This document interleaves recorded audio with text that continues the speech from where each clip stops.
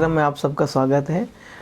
आज टाइम थोड़ा बदल लिया था क्योंकि आज हमारे साथ डॉक्टर हिमांशु माथुर सर थे और शाम को ओपीडी का समय होता है, इसलिए टाइम 7 बजे की जगह हमने उसे 8 बजे कर लिया था ताकि पेशेंट्स जो मरीज़ आते हैं उनको भी असुविधा ना हो और आपको पूरा टाइम मिल सके।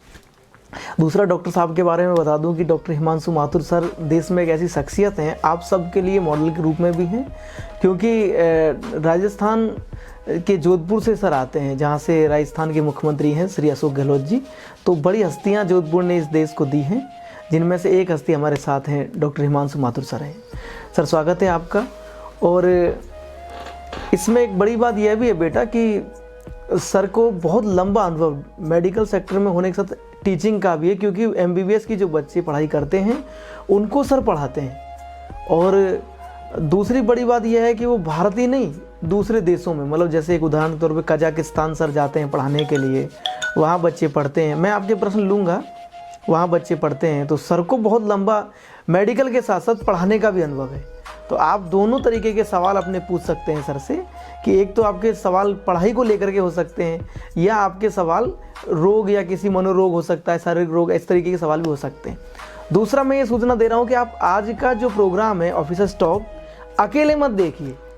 अगर आप अकेले देख रहे हैं तो अपने परिवार के साथ आप अन्याय कर रहे हैं, क्योंकि आज आपको ये प्रोग्राम अपने परिवार के साथ, छोटे भाई बहन माँ बाप जो हैं उन सबके साथ बैठ के देखना है, ताकि वो अपने सवाल रख सकें। क्योंकि ये एक एपिसोड बहुत मानसिक रोग के लिए भी है, और कई बार बहुत सारे अच्छे अच्छे प्रश्न आने वाले हैं। हो सकता है आप के बजाय माँ या पिताजी पूछना चाहें तो उस पर भी सर के साथ डिस्कस कर सकते हैं। तो अपने परिवार के सब सदस्यों को बुला लो, फिर मैं स्टार्ट करता हूँ और सर के साथ हम फिर ऑफिस टॉक में आपका संवाद करवाएंगे। तो सबको, घर में जो लोग हैं, अपना काम छोड़ करके बैठें और संवाद करें। तो स्वागत है सर आपका। आप बच्चों से जुड़ेंगे, अपने बारे में थोड़ा इंट्रोड्यूस, क्योंकि आप देंगे ज़्यादा बेटर है।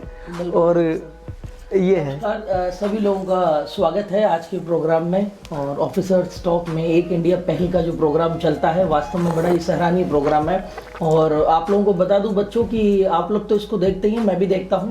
और सर का बहुत बहुत धन्यवाद मैं बोलना चाहूँगा कि आज उन्होंने मुझे आप लोगों के सामने उपस्थित होने का मौका दिया है। दोस्तों, मैं डॉक्टर हिमांशु माथुर मेरा नाम है, और राजस्थान के उस प्रदेश से मैं बिलोंग करता हूँ जहाँ ये कहावत है कि माया ने ऐसा पूत जड़े जैसा दुर्गादास। तो दुर्गादास राठौड़ की धरती से और 52 युद्धों का विजेता मालदेव की धरती से मैं बिलोंग करता हूँ दोस्तों।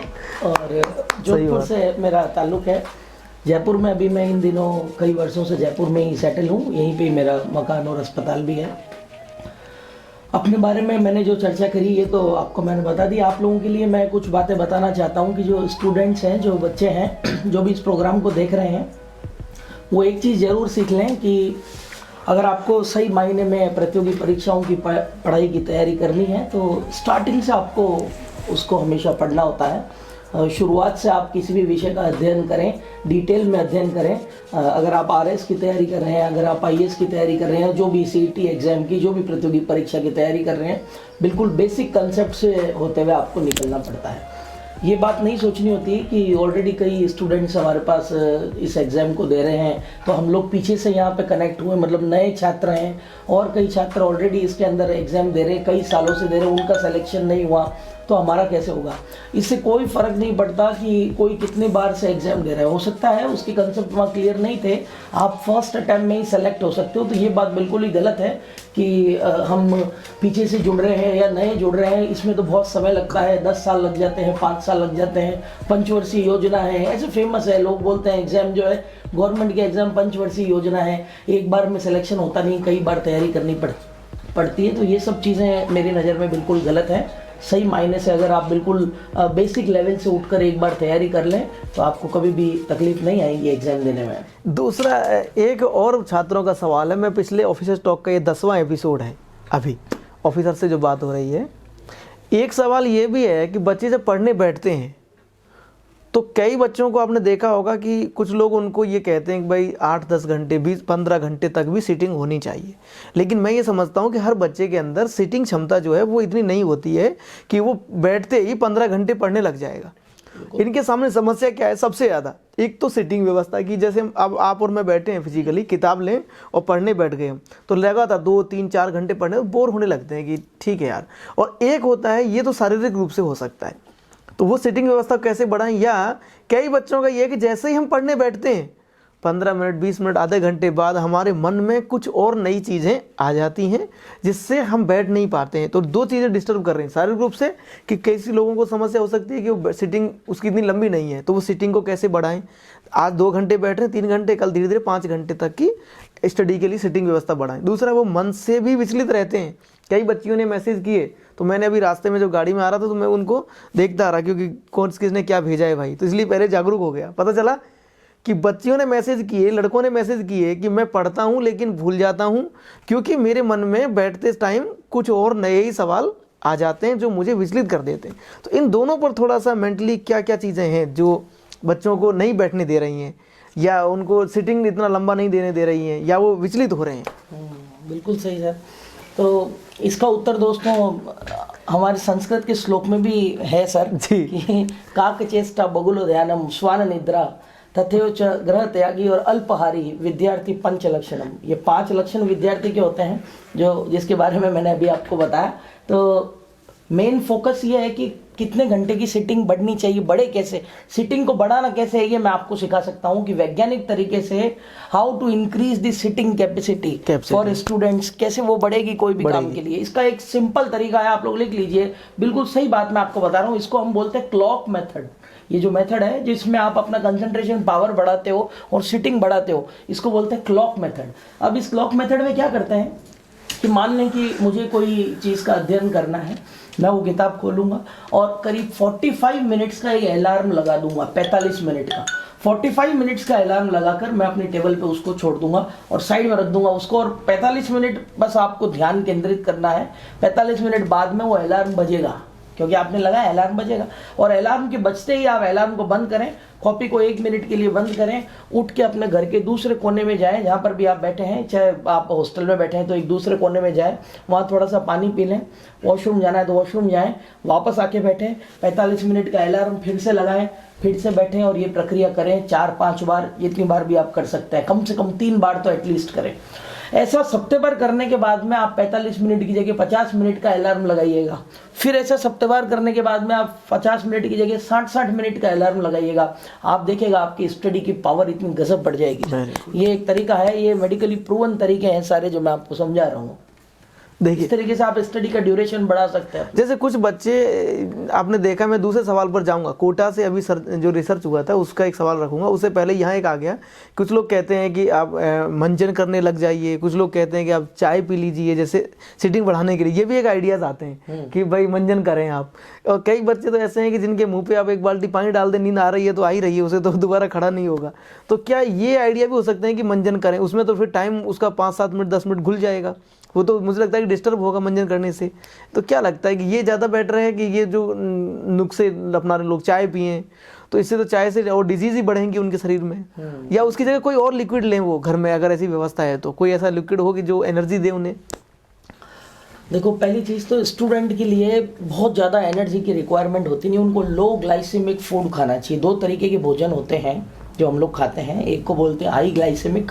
हाई ग्लाइसेमिक का अर्थ होता है जो कि खाने के बाद तुरंत बहुत सारा ग्लूकोज निकालते हैं, जैसे आटे के फॉर्म में जो जो चीज़ें बनी है, मान लेते हैं रोटी है। बेटा ये लिख लेना आप सब लोग जो अभी सर बता रहे हैं। बिल्कुल, जैसे कि रोटी है, बाटी है, या मान लो कि संतरा खा रहे हैं आप एप्पल खा रहे हैं, आप बनाना खा रहे हैं, इनमें शुगर का स्तर बहुत ज़्यादा है, या शक्कर ले लें, चीनी गोल के ले रहे हैं आप, तो इसको लेने के बाद तुरंत, या रूह अफ़ज़ा है, रूह अफ़ज़ा का पानी है, रूह अफ़ज़ा, इसको लेने के बाद तुरंत आपके बॉडी में उसी समय शुगर का स्तर एकदम शूट करेगा, बढ़ जाएगा। और हाई शुगर के अंदर आपकी ब्रेन कोशिश करेगा कि मैं रेस्ट करूँ, आराम करूँ। इसलिए देखिए, लोग खाना खाने के बाद कंप्लेन करते हैं कि हमें नींद आ रही है, क्योंकि वो शुगर का स्तर बढ़ने की वजह से, एकदम सडन इंक्रीज होने की वजह से जो शुगर की मात्रा आप में 65, 70, 80 के आसपास रहनी चाहिए। वो एकदम से बढ़ के 200, 250 तक पहुंच गई खाना खाते ही, और इसलिए आपका ब्रेन जो है वो कंफर्ट जोन में चला गया कि मुझे तो भोजन मिल गया, अब मुझे रेस्ट करनी। ब्रेन को नहीं पता कि आपको आरएस की तैयारी करनी है, सीटी की तैयारी करनी है, उसको नहीं पता। वो तो ये सोचता है कि मैं अपने कंफर्ट जोन के अंदर आ गया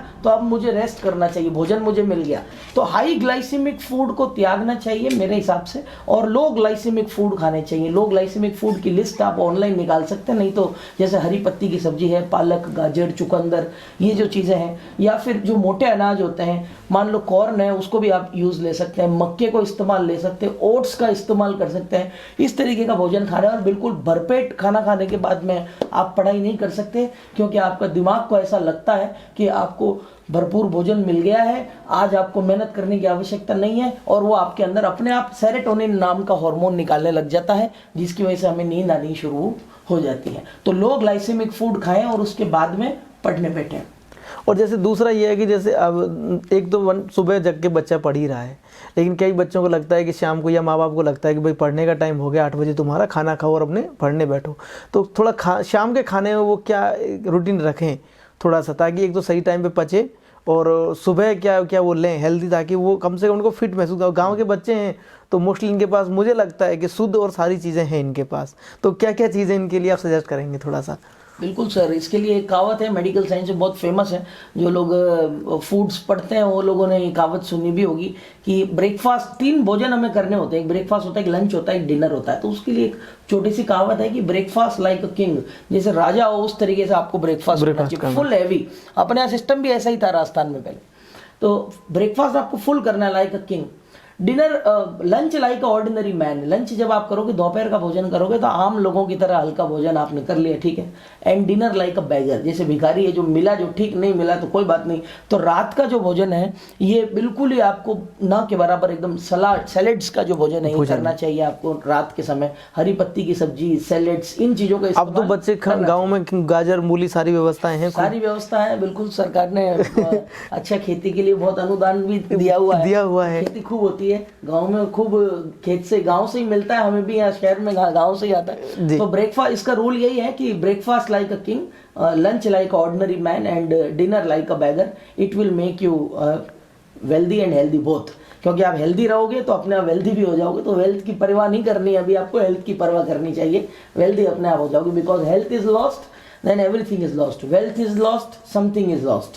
तो ये कहावत है जो मैंने इनको बच्चों को बताई। बेटा आप सबको समझ में आ रहा है, मुझे लग रहा है बहुत अच्छा लग रहा होगा, और जो भी माँ बाप आपके देख रहे हैं, आपके बड़े बहन भाई देख रहे हैं, मुझे लगता है उनको भी बहुत अच्छा आज लग रहा होगा। शायद आज की आपके लिहाज से, तो जिस उम्र में आप जी रहे हैं उस हिसाब से तो बहुत अच्छी क्लास है। दूसरा ये है एक सवाल